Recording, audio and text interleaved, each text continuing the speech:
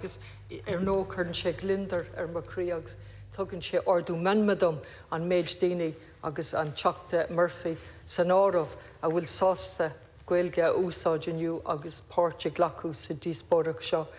Tá éagdéanta aige agus ag na teachtadála eile freisin. Ach ag an am céine tá ráiteas i gceist arís, ráiteas ó thaobh na Gaeilge. Cuilimh líon ráiteas ó thaobh na Gaeilge agus nóid tá sé ag chuineáil na Gaeilge imel seachas an Gaeilge a bheith fitte fúte chlár oibre na dála.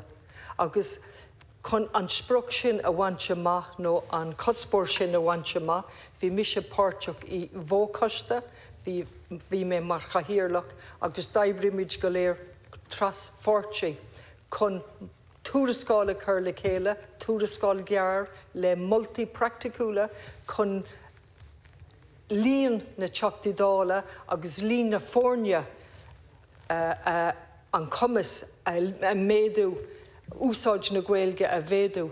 Faríor géir níle sagam cad a hála don túrascáil sin ach a chahiarlaí bhí multi-practicúla agus cean de na molla practicúla bhí an ná maidir le ceistena ga ara go méid an céad ceist den na ceistena eile in Gaeilge. Agus go méid deis ag gach teachtadála chuiriste an prótas sin agus a laid gach lá a máirt céadaoin agus déirdaoin bhéic ceist in Gaeilge. Níor tharla sé sin ar a beidir go mbeidh tionchar agat ar sin rud practicúil. Bhí rudaí eile i gceist freisin ó thaobh go hinnteach. Agus rud eile practicúil ná na rangana a éascú dá gach level den Irden sa dáil.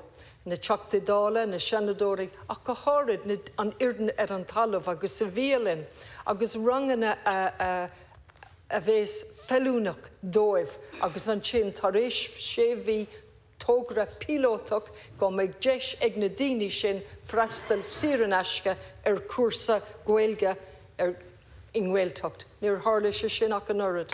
Agus d'oibrimid trasfáirtí agus multi-practicúla agus níor tharla sin. So tá beagán in frustachas orm go bhfuil mid fós i mon ráiteas seachas barta dhéanamh de réir am riithir. Comat lei sin de lua an teachta Murphy bánú.